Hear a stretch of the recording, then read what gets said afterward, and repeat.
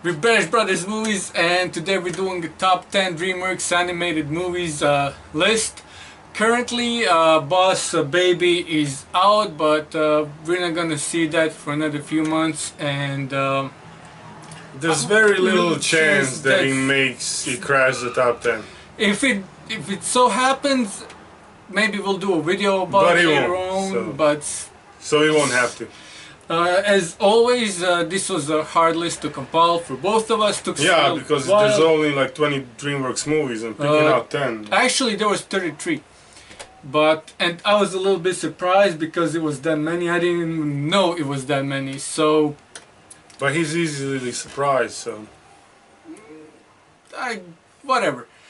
So we're gonna start off as we usually do. We're gonna make each our own lists. We're gonna go from 10 to 6, and then we're gonna go from 5 to number 2, and you'll see how our lists are usually. We very rarely have the same list, and very rarely do we have same movies on the same spots, but we'll start with honorable mentions. I don't have any honorable mentions. You don't? None? No, I got 10 movies that I like, and that's my 1 to 10, and that's about it. No honorable mentions. If it's not on top 10 list, yeah. Okay, well, my honorable mention is the one that didn't make it on any of our lists simply because it wasn't a theatrically released movie. It was a DVD released. It was Joseph, Prince of Dreams, King of Dreams, actually. And good movie, though. It's a great movie and very fun. And it was a and just like the Prince of Egypt before him, it was a very unusual take on a biblical story into animated form as far as big studios go, because big studios like Pixar or Disney or even Dreamworks up until that point didn't necessarily want to tackle these topics and these themes. So that's one of the movies that I think deserves an honorable mention. And the next one would be Spirit, the Stallion of the Cimarron or Cimarron, however you pronounce it. And featuring Matt Damon and Bryan Adams doing music for it. Yeah, and it's a very it's a good movie. It's a good movie. It's very I don't think many people have seen it. It's about these horses and the battle. What's the name of the? I can't remember. I remember Bryan Adams' songs in it, but yeah, I don't remember what the movie is about. Bended Knee. I remember Matt Damon was in it. I don't remember Matt Damon in it, but he was the stallion. But yeah, okay. And those two movies are gonna be honorable mentions. The honorable mention will also go to a few of the spin-offs that some of the movies have on our list, and they didn't make it on his list. Yeah, and also Dreamworks did a lot of sequels, and unlike Disney, their sequels actually work and are way better than Disney sequels as far as animation goes. Until you get to Shrek 3. That shouldn't happen, and we're not even gonna talk about 4 because why? Actually, there's a 5! They're gonna reboot Shrek! I saw that last night! They're gonna do another Shrek movie. You know what, after 4, I really think 4 was way too much. But 4 was actually, as far... Listen, I'll give you a 3, but I don't remember 3. Even 4, I don't remember 3, even 4 is better than any other Disney's 2. Dreamworks get its sequels right. But like I said, I saw last night there's gonna be a 5. Gonna do a 5th Shrek. Okay. It's happening. Is Eddie Murphy gonna be? I don't know. They say they're gonna do something. They're gonna Is that official or was there a rumor though? Well, define official and define rumor. What if the rumor comes from 5 different sources? Still doesn't make it official or true. Okay, so there's a rumor going around. There's gonna be Shrek 5, or they're gonna. Were any of these sources Hollywood Reporter or Access Hollywood or Rant or Screen Rant or Entertainment Weekly? Quite possibly. If any of those, usually that's official, but not always. I'm not sure. Okay, well then... But there's a rumor floating around there's gonna be a Shrek 5. I actually would... But as long as they bring whoever watched Shrek, I can't remember.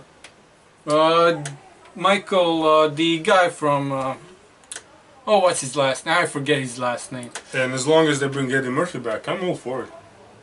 I wouldn't even mind Cameron Diaz and Antonio Banderas. If they bring the Puss in. Puss in Boots was a great spin-off. Another honorable mention. Another honorable mention, and we're just simply gonna mention Madagascar and all its four of them, and the spin-off with the penguins. They did not crack the list. Yeah, still funny movies. Still some that we rewatch even to this day. We can quote it probably as long as the movie's playing in the background, but still did not crack the list. No, yeah, so let's... You want to do your 10 to 6? No, I want to do yours first and then we'll do mine, because that's the way we usually do it, and why change things that work. So they work? It works for me. I don't know about people watching, nobody complained about it yet, so I guess it works. Because they don't comment on our videos. Not my problem. Coming in at number 10 is The Croods. The Cruds. The Cruds? I always thought it was The Croods. The Cruds, the Cruds, the Cruds, the Cruds. Starting Nick Cage and Emma Stone. And Ryan Reynolds. Can we just talk about one more thing before we hit off this list, because we already kind of touched on it, and it's that DreamWorks Animation actually started the whole let's get celebrities to voice our characters. And so usually in these movies, in order to bring people in, like to make them come see movie more, how do you say it? To make it more attractive to go see these movies, they put a celebrity name on the posters and have them voice the characters. So it's like, we're gonna talk about some of these during the course of, but it's like, you know. They do them in all. They were the first that started doing it, like, and real strategy. It's not like Pixar, they try to get the best voices for Woody and Buzz, and it just so happened that Tom Hanks and Tim Allen were the best voices for those characters, and even Mel Gibson in Pocahontas for Disney. But yeah, DreamWorks started doing that as a way to get people to get to see animated movies, because... And it works. I just say perfectly. So The Croods, coming in number 10, came in a drama about a family trying to survive the end of the world, I guess. Yeah, with dinosaurs, and yeah, it's trying to figure out what new things are, like brain and how to use one, and it's really fun. It is a fun. It's actually fun. I rewatched that one a lot.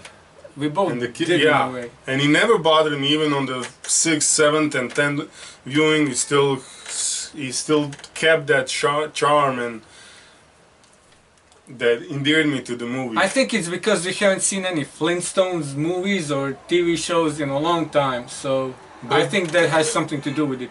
Flintstones, they would probably go in another direction than the kids. Oh, but this is the next... Yeah. But so even on the 10th viewing, it still keeps its originality in there. Really like it. Comes in at number 10. Number 9? Turbo. Another Ryan Reynolds starting wait, DreamWorks drama. Ryan Reynolds was in this? He was Turbo. I don't even know who he was Turbo, and I have no idea who voiced the chubby Mexican guy. Snail. His name is Snail? They're all snails. No. The guy who actually drove the truck, the man. There were two of them. Brothers who owned the taco truck. Yeah, I know who you're talking about, but yeah. Still another great movie. Fun. Even on the 5th, 6th viewing that we did it. It's a unique concept. It's a so unique concept that... yeah, about snails going fast. But it's really fun. I mean, it's fun. Definitely. They made the story about a snail going to a NASCAR race. Yeah. And actually winning. So it's really, really fun story. Fun movie. I mean, it's an animated movie. Goes on for about an hour and a half. Yeah, and all those snail races at the beginning of the movie, it's like you can't race, you're too slow, and they're all... It's ridiculous. It's a fun movie. It is. It made on my list. A little bit lower than than yours, but yeah. Coming in at number 8, Jerry Seinfeld starring B-movie. Okay, B-movie. I thought this was a Jerry Seinfeld production from the get-go. I didn't know he was partnered with DreamWorks when he did that movie. I've seen this movie multiple times. I laughed every time. But after finishing Seinfeld and focusing, I guess, on his stand-up career, we actually got to hear Jerry in a movie. True. We didn't get to see him, we got to hear him, and it's funny. And he brought Patrick, what's his name, to voice one of the villain, so to speak. He's not really a villain, he's more of an antagonist. Warburton, Patrick Warburton, to do his manly macho role, bully as he usually does, and that was fun to hear him. And Renee Zellweger voices the. Again, you continue with the team of DreamWorks Animation, actually bringing in celebrities. Yeah, I don't know how much. We saw even A-list actors, but I don't know how much input Jerry Seinfeld actually had in this movie, since it was his original idea or concept or whatever, because he always wanted to do an animated movie and had this story. Yeah, but if you didn't see it, premise is easy. What happens if bees stop making honey? Yeah, because they don't get paid royalties. If you ever wondered, watch Bee Movie, you will find out. It's funny, entertaining, and educational all at the same time, which is all you can ask for an animated movie. It's a little bit weird in some, almost, I don't know, man, the whole... Yeah, like, you ever wondered what it would feel like if you were a human that fell in love with a bee? Well, if you did, Bee Movie is perfect for you. Also, fun fact, and don't ask me how I know this, I just read a comment on some YouTube video months ago. You can actually find Bee Movie in its entirety for free on Pornhub. So, moving on to the next one, is the star-sudden Rise of the Guardians, starring Hugh Jackman, I think one of the Baldwins in it, Chris Pine. Do you remember which of the Baldwins? I think Alec. I don't know. We didn't. I think Alec was Santa. Basically, yeah. Hugh was Easter Bunny. It's a great take. I can't remember who was the Tooth Fairy. Not Vin Diesel though. But a great The Rock. Yeah. One of them was Tooth Fairy. Man, The Rock was the Tooth Fairy, man. Let's not go there. We don't want to go there. So, Rise of the Guardians. What happens when the boogeyman comes to take the dreams of the kids and turn them into the nightmares? Well, the Guardians have to stand up, fight him, and when you say Guardians, you really mean Easter Bunny, Santa Claus, Sandman cometh. Tooth Fairy, Santa Claus, Easter Bunny, and Sandman. Sandman, yeah. So basically, the moon, yes, the moon, picks out guardians to guard the children. So the premise of the movie goes. Dude, don't look. This one didn't make it on my list, man, for good reason. I liked it. So the boogeyman because of everything you're just saying, man. The boogeyman comes to steal the dreams and turn them into the nightmares. The guardians can't handle the boogeyman on their own, and they need extra help. And enter Chris Pine's Jack Frost. Yes. Jack Frost, who nobody cares about, just like this movie. No, but here's the thing, until Frozen came out, people really didn't care about Jack Frost until they figure out they can make a lot of money pictures with Jack Frost and Elsa, whatever her name was in Frozen. They don't have a last name. Because they would make a great couple. Moving on to number 6. I would just like to add about Rise of the Guardians. I have no idea how it made on your list. That's all. How can you not make it on my list? How did you not make on your list? What did you put in there? Dude, leave it for later, man. Oh, come on. We'll talk about it later, man. We'll talk about it later. Come on. And this is the one that really... Kung Fu Panda came in at number 6. Now, think about Kung Fu Panda. I really, really like Kung Fu Panda, but because it came higher on my list. But because it's number 6 on my list, and you'll see why. It has something to do with sequels. Let's talk about Kung Fu Panda. Kung Fu Panda made it only number 6, but I really, really like that movie. In some other weird... It would probably go as high as number 2 at some other place. Let's talk about Kung Fu Panda later, since it's higher on my list. Oh my god, it's a lot higher on the list. Deservedly so. Kung Fu Panda is the best panda. He's a panda. He's a dragon warrior. But and he hates stairs. And who of us doesn't like stairs? Okay, because we grew up we lived on 5th floor. We hate stairs.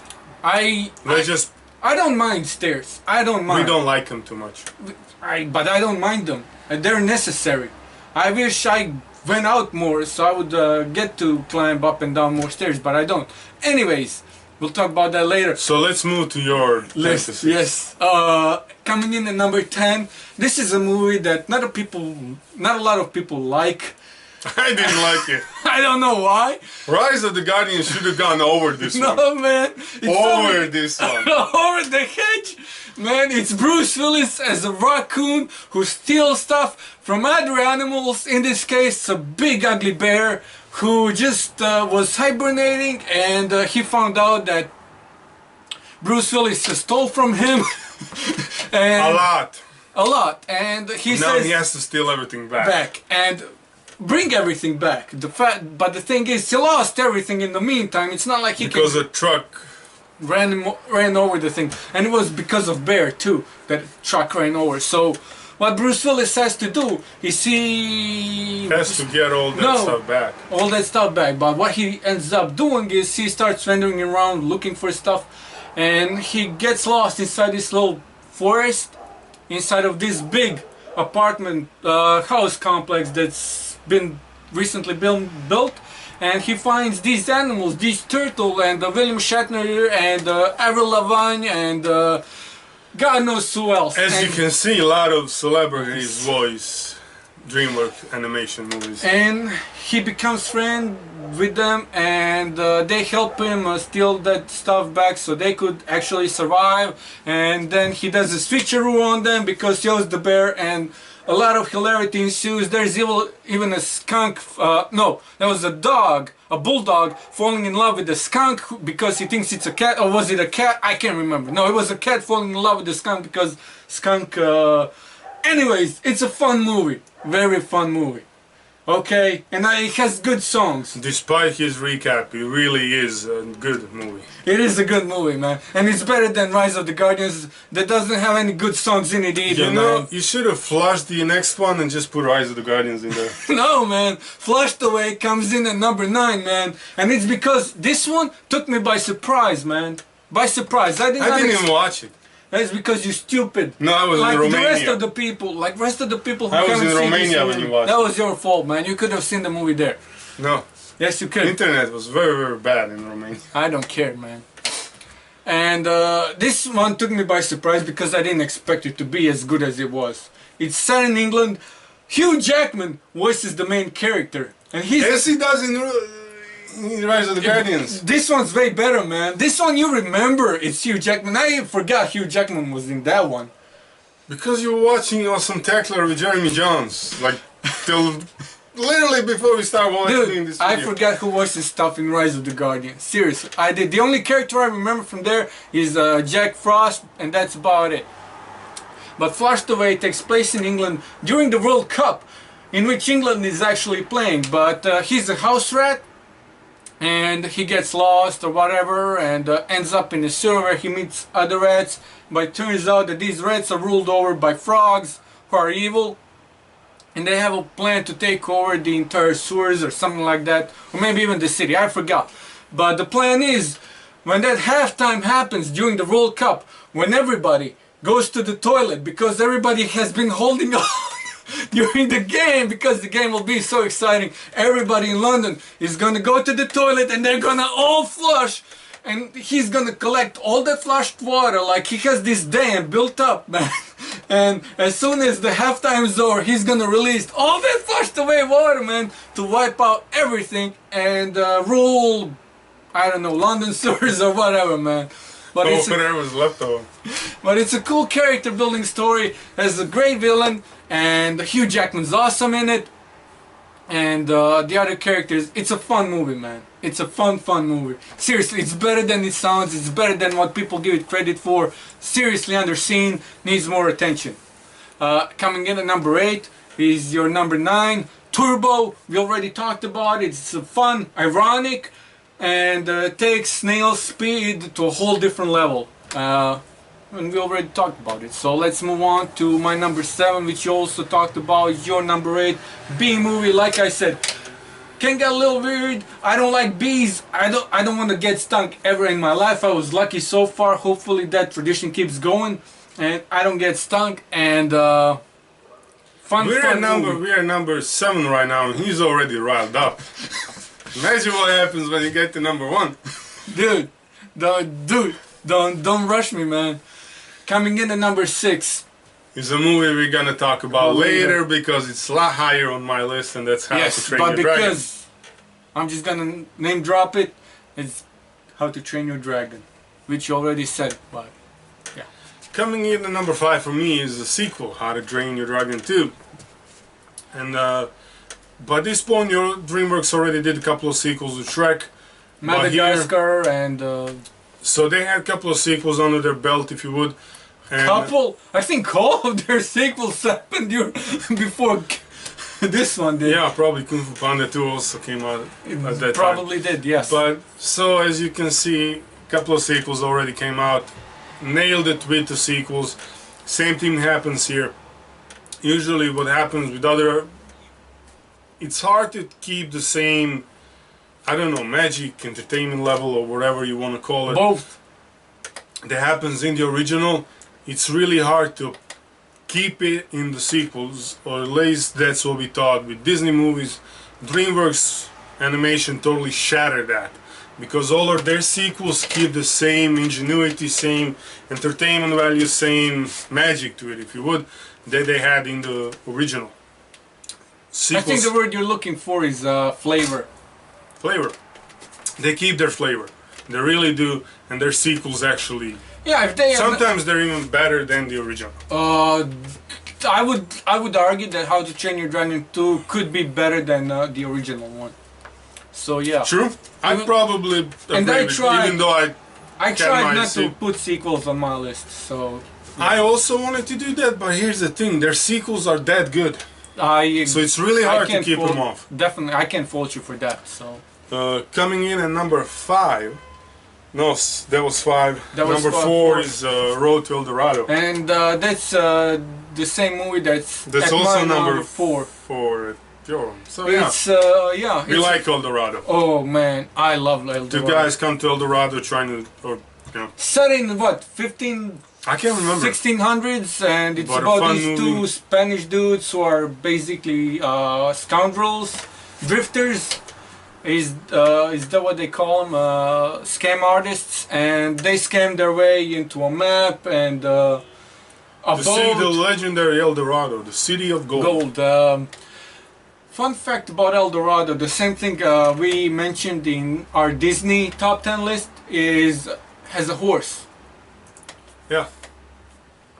Which is a big part of this movie too. Yeah. But it's a fun story about these 2 dudes who go to El Dorado, and when they finally get there, the road to El Dorado, dude. When they finally get there, they're surprised at what they find, and the life that these people, the sheltered life that these people living there are leading. And yeah, I mean, it's... And another star-studded cast with Kevin Kline and Kenneth Branagh voicing the 2 main characters. And unlike Disney's Treasure Island and Atlantis, that really flew under the radar, somehow El Dorado didn't. People really, really liked El Dorado. True, true. So there's a reason why it's number 4 on both our lists. It's probably one of, I mean... It has great songs, man. Great message. Oh yeah. The movie came out 2000. I think it came here 2001, but it's been a long time. At that time, probably their best all-around movie, I think. I would go on.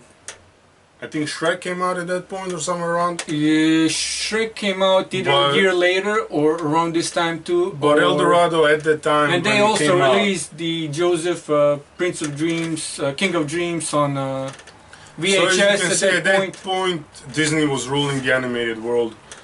But DreamWorks put out a couple of movies wasn't that the era when Disney was releasing Atlantis and Treasure Planet, and Pixar ruled that era too with Toy Story 2 and Finding Nemo later on. Yeah, so a lot of great animation, but and some of it did flow under, and it was also, I think, Emperor's New Groove also came out, so it was a lot of good time for the animation. Patrick Warburton also in that one. As you can see. At number 3, another sequel. Go for it, man. I was actually debating this one because I placed Kung Fu Panda at 6, so placing the sequel to Kung Fu Panda 2 at number 3, a lot higher. For me, that was should I, shouldn't I, but at the end, no matter how good, for me, the original was, and it really, really is, second one really knocked it out of the park. For me, the second one was better. At this point, you already know the characters, you're introduced to the characters, the goofiness, the silliness. And even if you're not, you can still watch this movie. Oh yeah, you can watch it even if you didn't watch the first one. Third one wasn't as good, but to me, second one was better. I still liked the third one, but first two were definitely better than the third one. I'll give you that. Yeah, I'll give you that. Not to say the third one isn't a bad movie. Yeah, I'm not gonna say they dropped the ball on it, but they kind of lowered the standard went down a little bit. Yeah, not by much, but with what they did with the first two movies, the third one could have been a lot better. Especially with things that actually happened in that movie, especially considering after we saw and how they played it out and everything, they could have done a lot better. Still a good movie, but definitely better than any of the Disney Princesses number 3 movies. So. Or 2 or any sequel. And at the same time, but at the end, Kung Fu Panda sequel to me was better than the original. Okay. I liked it better. Villain was, I don't know. Villain was not really nastier, but there's more scheming going around. While the first one was really up front with the whole Ian McShane thing. Here was a little bit different. There was a backstory to it. There was a backstory to both of them. Exactly. Not both of these characters. Like in Kung Fu Panda 2, the background story of the villain is more tied to Po, to Jack Black's character, whereas in the first one, the villain is more. We'll talk about it when we get, because it's up higher on the list. So Kung Fu Panda comes in number 3 for me. We'll talk about more about Kung Fu Panda when we get to his Kung Fu Panda, because it's up there. But yeah, that's my your 5 to 3. And my number 5 is one that went under the radar. People didn't really like it for some reason I didn't like it that much. I mean, it was a good movie, but Megamind at my number 5, and the thing I like about it the most is because it took a villain and turned him into a hero, into a protagonist, like turned him into a good guy, which you never saw with Will Ferrell to be. Listen, in the animation we never saw that until Megamind came around, and even after we saw Megamind, there was a few other movies that actually went and did this as well. And I don't really know where it was that we actually saw bad guy turn really good guy in a movie ever before Megamind. I think Megamind's the only one to really do it this way, which really made it stick out. Exactly, and the voices were there. Will Ferrell did the Megamind. And Brad Pitt was one of the other characters. Was the hero who retired and decided to pursue a music career. Tina Fey was the female protagonist, if you would. Yeah. So and she plays the voices in news. And usually Will Ferrell, he doesn't always sit well with me, and I know he doesn't sit well with you. But to me, he didn't bother me one bit. I don't even remember that he was in the movie. I do just because of the voice and the fact that I do not like Will Ferrell. Yeah. But the thing about Will Ferrell is, while they in the real world, they stick him with other A-listers in order to do movies, so you kind of have to watch him. But here, it doesn't bother you. No. It didn't bother me that much. You know it's Will Ferrell, but it's not really Will Ferrell, because he does Megamind so good that you actually see Megamind, not Will Ferrell. Exactly. And that is one of the things that makes this movie stick out for me, because Megamind does stick out, because I mean, they use some of the cliches, like he was born on another planet, came here, and turned the villain because he couldn't be a hero because the world already had a hero. So he wanted to fill up that part because every hero needs a villain. So yeah, it sticks out. Music is great. The animation is great. The characters are also really well done, and this movie just takes you on a ride. And listen, it's a fun movie. So that's all I'm gonna say about Megamind. If you've never seen it, don't feel like seeing it because of the quote-unquote superhero hype or fatigue. Please go see it. You'll have fun with it. Coming in at number 4, we already talked about El Dorado, and there isn't much there to add with all the characters, the different culture. Like, I really like the South American Indian aspects with Mayas or Incas or Aztecs or whoever that those particular tribe was that rules El Dorado. So yeah, and then coming in at number 3, we already mentioned the VHS slash DVD sequel that was released a few years after this movie. It's Prince of Dreams, Moses, the Prince of Egypt, King of Dreams, Prince of Egypt. I always mix them up, man, always. But like I said, this was not the first time that a studio took a biblical theme and decided to animate it, but it was the first time that actually a really big studio took a biblical theme and decided to make a movie on it, based on it, and it actually did really well in the box office. People actually liked it. People who was the targeted audience also really liked it. The songs were great. Oh yeah. The animation was different, unique. And I still have a problem with the animation. Sometimes whenever I want to watch the movie, it's like, oh man, I have to watch this weird animation style again. But as soon as the movie starts playing, I don't mind. I get into it and I don't mind it one bit. So. And for a movie that came out in 1998, yeah, voices. Oh, they got an all-star cast, man.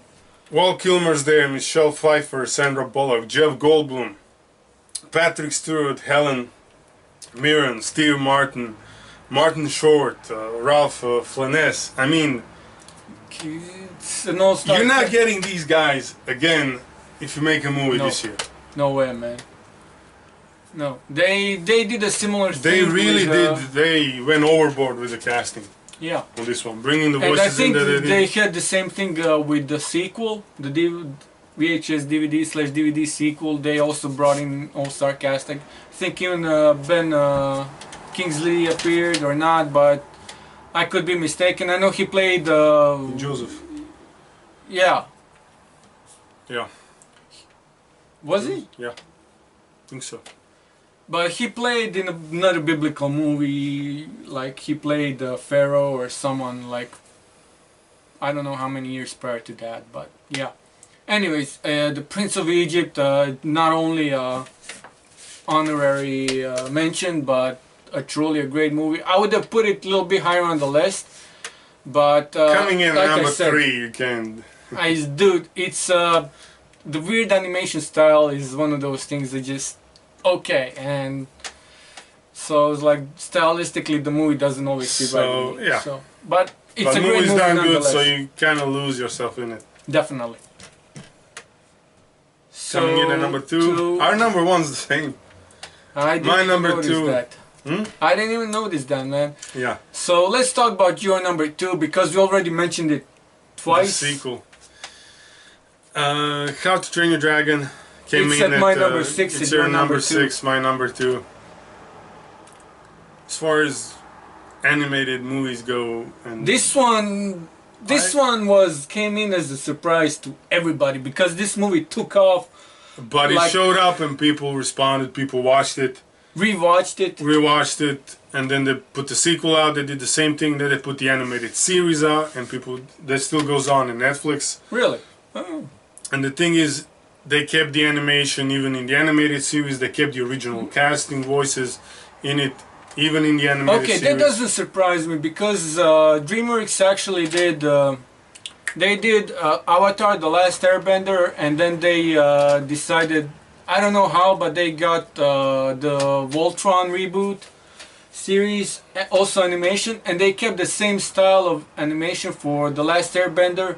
They kept it in Voltron, so it's like, for some reason, I don't know why they do this. I mean, I applaud them for keeping up to the animation quality, because even Disney changes animation style and budget for their sequels. Pixar is a different story, but they don't really they only made like 2 or 3 sequels so far. They try to stay away from sequels. They tried, but since most Disney bought them, they have to do it because studios need to make money. But yeah, they're one of those studios that doesn't... But they kept the original animation, they kept the original voices, and he only adds to it. The story is the same. I mean, you have a Viking village that's fighting dragons until... Who did open season? Was that Dreamworks? I'm not sure. Because I don't know who did it, but Might if it's be, Dreamworks, sure. it's one of those movies that they couldn't keep the original voice cast for their sequels, which weren't actually really good at all either. So it's like just might be Disney then. The sequel sucked. Oh, definitely, by far. But let's keep to the How to Train Your Dragon, because it really came under the radar and took the world by storm. Oh yeah, so the Viking village that lives fighting dragons. Chief's son befriends an Asian dragon, and they kind of gets the ball rolling. And it's a rare dragon too. Oh yeah, there's different styles of dragon. There's different kinds of dragon. This one's very, very rare, the Night Fury. But cool name, Night Fury. And looks cool too. And looks cool. But the whole, and then. You have to kind of go. There's a cool story because he grew up with his dad. He grew up with his dad. There was no mom. Mom died or left or whatever. And sequel. This is where the sequels in and Dreamworks. He's independent. Like he wants to live life his own way, not the way his father wants. He doesn't want to grow up as a chief or to kill dragons, and he's a bit on the tiny side of small. And he loses his leg too. Yeah, in a dragon attack, I also think so. There's this whole thing. Yeah. There was a kid part, then we have a gap, and then we see him later on as a teenager. And so he befriends a dragon, and then you kind of go through the motions of where the village. First, his friends start to accept the fact that he's friends with the dragon, and then the whole village. Story, yeah. But it's a great story. And the sequel only takes that to another level, as we talked before. Sequel just goes up. I mean, sequel makes it. It just keeps the story going. And they're doing a third one's coming out, I think this year or next year. Not this year. So probably next year, and I can. And this year, if they do the same thing, if they maybe just this keep year. it. I know there's a third one coming. Baby, but they're doing another. I think in the standalone movie. There's a third one coming out, so if it's not this year, it's probably next year. I think there is a third one coming out. And like I said, there is a whole Netflix animated series that ties into the story as well. And so, I mean, overall... What's it called? Dragons? Or? Dreamworks Dragons or something like that. I think they changed it on later on. Now there's season 4 came out this year. Didn't watch that one yet, but... yeah, but it's a great... It kind of doesn't keep to the original story, it kind of gives you the side stories to what's happening in the meantime while the movies kind of go on. These are more of a side adventures, but like I said, it's not just that the animation is there, but the story is there. The same storytelling that they have in the original and the sequel, they kept it in the animated series, and it kind of, at the end, you're like, I want more, because it's a great storytelling. That was your number 2. Your number 1 is. We're gonna. Your number 2 is. Sorry. My number 2 is Kung Fu Panda. Is the same. So at this point, you can probably guess what a number 1 is. If you can't, why? But yeah, Kung Fu Panda is one of those movies that I didn't really think much about when I saw the trailer. I thought the trailer looked funny. I thought it's gonna be a fun movie. I didn't really expect that I'm gonna love it as much as I did. Another one that kind of came out of nowhere and took it by surprise. Yeah, the Jack Black and Dustin Hoffman and Angelina Jolie, Jackie Chan's in it. You know what? I was most excited because Jackie Chan was in the movie, but he barely speaks in that movie. But Ian McShane, man, He makes such a great villain. Oh yeah. Oh man, and Jack Black is definitely in element, man. Like Jack Black's movies are like you have to have a taste for them. Like they're like they're not gonna be everybody's cup of tea, but in the animation, like if you give him a right character, like he's a good actor, great actor even if in some of his dramatic roles. So yeah, Shrek 5, man. Don't. Let's not even go there yet, dude. But Kung Fu Panda, man, is like he likes to eat. He's very bouncy, and by some chance, he was selected to be a dragon warrior. Something he always dreamed. He never knew he dreamed about. The legendary Kung Fu fighter, if you. For a guy who sells. He works in a restaurant, man. They With do his noodles. dad. Yeah, he sells noodles. And he was adopted by a goose. So it's like nobody really knows where he came from, and that's what sequels are kind of all about. Like the first sequel, and then the second one really deals with his origin story, whereas the villain in the sequel is tied to his very separation from his kind, from his parents. So it's like we get bits and pieces, but the first movie, the animation, and fun fact about the Kung Fu Pandas. Among movie pundits, for example, in Hollywood, like the real critics, the real reporters in Hollywood who report this kind of stuff, it's like all these movies came out in January. All the Kung Fu Panda movies came out in January, which is toilet bowl for movies. Like studios release movies just to dump them in January. Like bad movies are released in January, and for some reason, all these people thought that because it was released in January that these movies are gonna suck. And every time those guys were wrong. So it's like, whereas you and I, we always look forward to these movies. And we know people who also did. Yeah. So it's like, it was really a great marketing strategy. Take a good movie, dump it in a month where the bad movies come out, and voila, you have an instant success, if you would. Definitely. I'm not sure how people are gonna go watch it because everything else obviously sucks. Yeah, although I'm not sure how that's gonna work with Star Wars movies coming out in December and staying on through most of January. Definitely, man. Because there's gonna be a ton of people who are still gonna go watch Star Wars. We already saw Chipmunks actually benefiting, or was his and sisters benefiting from Force Awakens. There you have it, people. Chipmunks benefited. And two words you never thought you're gonna hear together. So it's like if DreamWorks keep making them sequels and releasing them in January. Listen, here's the thing. As long as I agree, but one thing that I don't mind with these sequels is the story stays the same. Definitely. They don't drop the ball with anything. And whereas Disney does, animation stays everything the same with too. DreamWorks, everything stays the same. They still go overboard. They still do a great story. They're not putting the movie out just to put a sequel out and make money off of. What they do is actually that's why every movie gets made. Don't get us wrong. That's why every movie gets made. But they don't phone it in, if you would, just to get it out there. They actually make sure that it works. They make a story works. They keep the animation the same. They bring the characters back. It's one of those famous arguments. It's like that actor did that movie for the money. Every actor does everything for the money. Everything studio does, they do it for the money. Hollywood is big money ball, alright? Money goes, switch hands. They make everything that gets made doesn't get made for the fans. Nope. Gets made so the people making them can make money. Sometimes it gets made for the fans, but most of the time, no. 99.9% of the time, no. So as fans, you kind of really appreciate it when the studio doesn't just do it for the sake of doing it or for the sake of making money, but they actually put the effort into the sequel to still make it good. Yeah. And DreamWorks does that.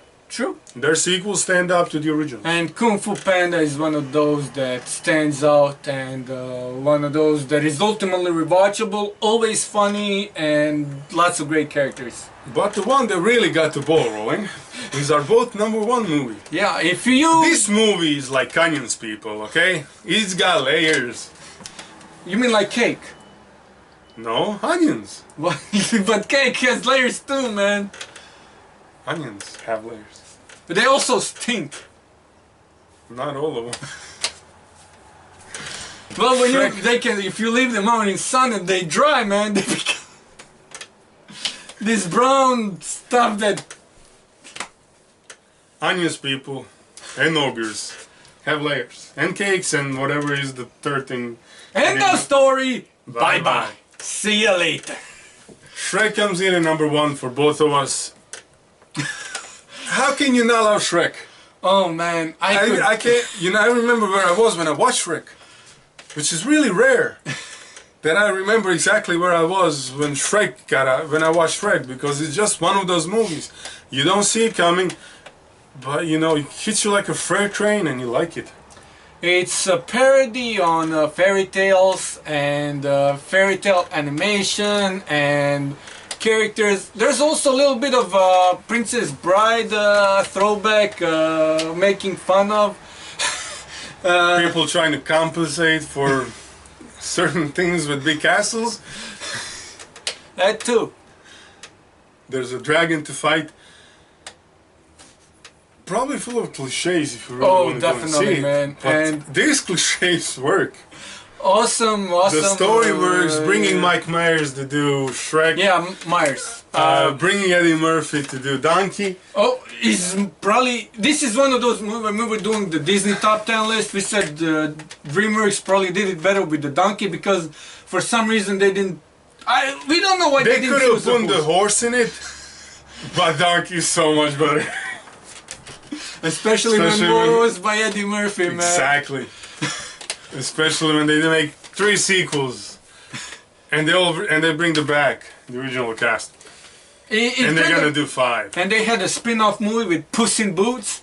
Yeah, Antonio Banderas' Which character was... coming back, getting his origin story. But Shrek. If you So haven't seen... an ogre lives in a swamp. He lives in his swamp. It's an ogre swamp.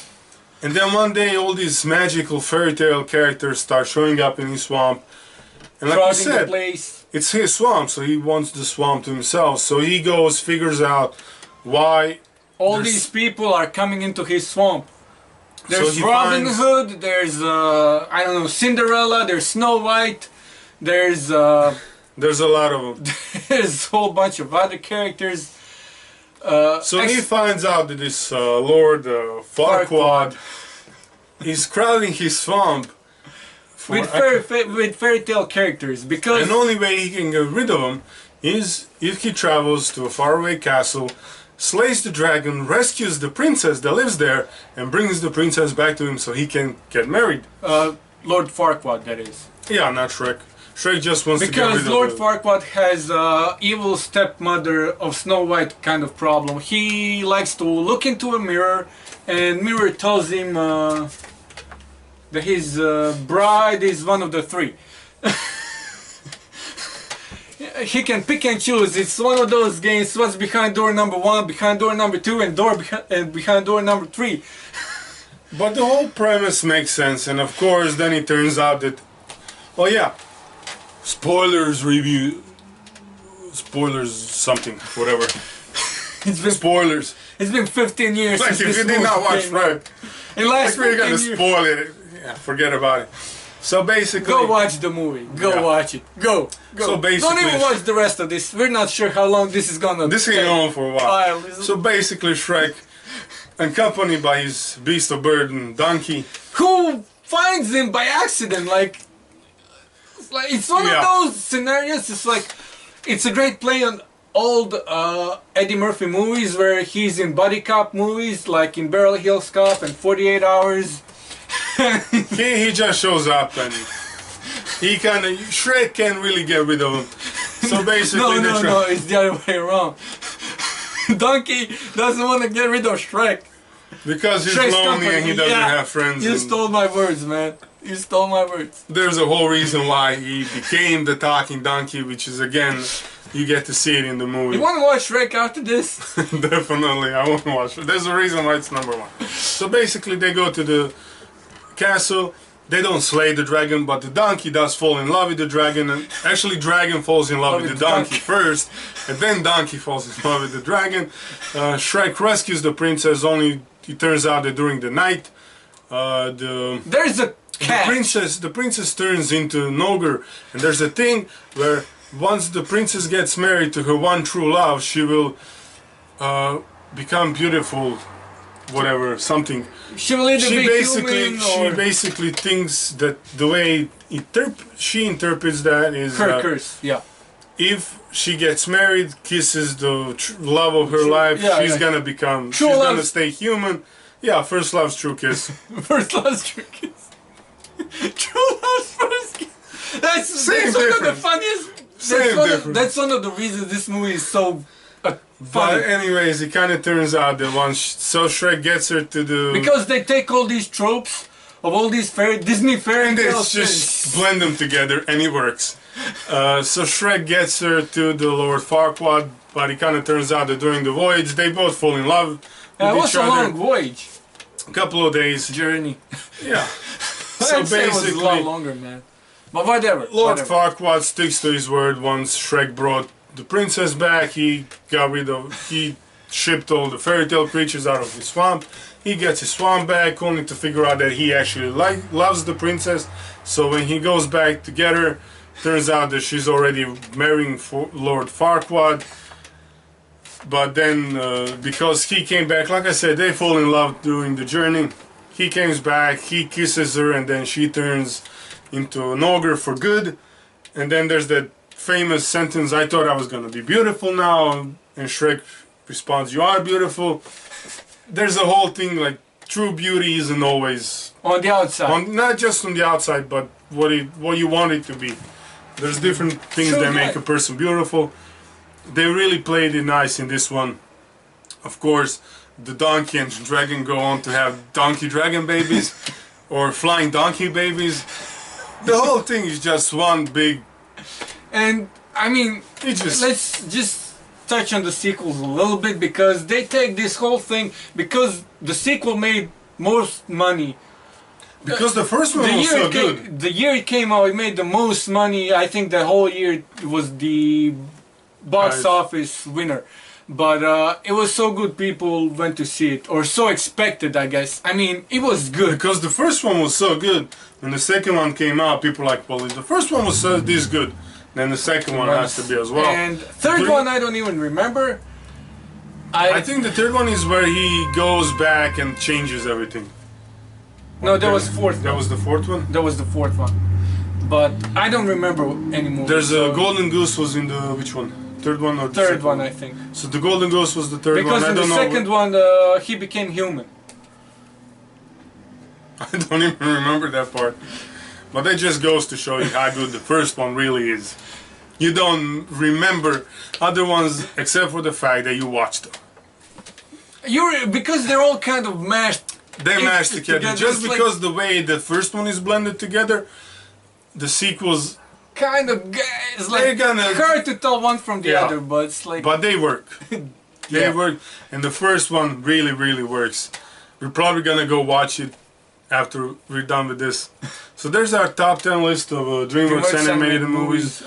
We did the top 10 Disney, and what really the difference between the two is DreamWorks gets its sequels right. While Disney might be better, even DreamWorks, even their original stuff, sometimes is better than what Disney does. Maybe we'll do top 10 animated movie list sometime and try to figure out how they mesh together. But at the end of the day, DreamWorks does their sequels right, and they keep the quality. For the last couple of years, while Disney and Pixar might rule the animated world, DreamWorks isn't lagging far behind. Although there are new players in the game too, so... There are new players in the game, but at the same time, DreamWorks isn't far behind. They're making quality animated movies for the last almost 2 decades. No, 2 decades. Almost, for the last 2 decades now. So if you consider they've been... The production work that needs to go into a movie before it's released, it's already been 20 years. You're looking at 2 decades of quality. As far as DreamWorks goes. High quality DreamWorks animated movies that, because of the quality and hype that Disney and Pixar get, kind of does go under the radar. But their movies do not deserve it, because they really are that good. Agreed. The quality is there, both in the originals, both in the sequels. They bring the high quality cast members. Animation stays the same. The Voice acting stories, stays the same. I don't know who writes their stories, but whoever it is, they're freaking geniuses. Some of these stories, like Madagascar, for example, could be better. But even Madagascar sequels are so good, it's impossible not to talk about the movies at all. Or not to like them. Yeah.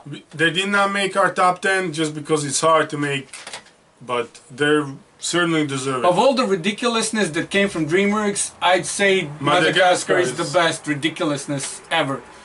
And even the cast for that one is, you know. Dreamworks does a good job with animated You can't go wrong series. with Ben Stiller and Chris Rock and David Schwimmer and the Penguins and even the Sacha Baron Cohen as... So as you see it, that's our top 10 list of Dreamworks animated movies. If you stuck out till here, thank congratulations. you. Yeah, congratulations. It's probably been on for a while.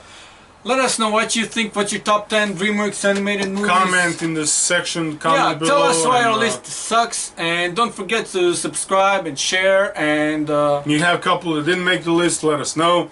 There's not probably gonna. That's not gonna change our list, but you know. Hey, do it for the comments. Yeah, do it. Like, subscribe. And yeah, that's it from us. And you can check us on Instagram, Facebook. Yeah, and we'll put the other top 10 animated movie lists in the we have right a couple here of below other us, or somewhere like this or this. Yeah, dude, that's so. We're gonna be coming back with a couple of movie reviews this week. I don't know when it's gonna be released, dude. So.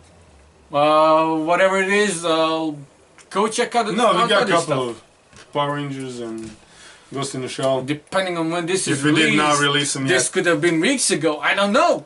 Yeah. Fast and Furious coming out in April. Soon, Shaq's out, Going in Style's out. Go check out Going in Style. It's not an animated movie, but with Michael Caine and Morgan Freeman, you really can't go wrong. And Aaron, is it Aaron Eichman? You really can't go wrong. I don't know. So yeah, that's it from us. Be back and come back and whatever. Bye. Dave Bros up.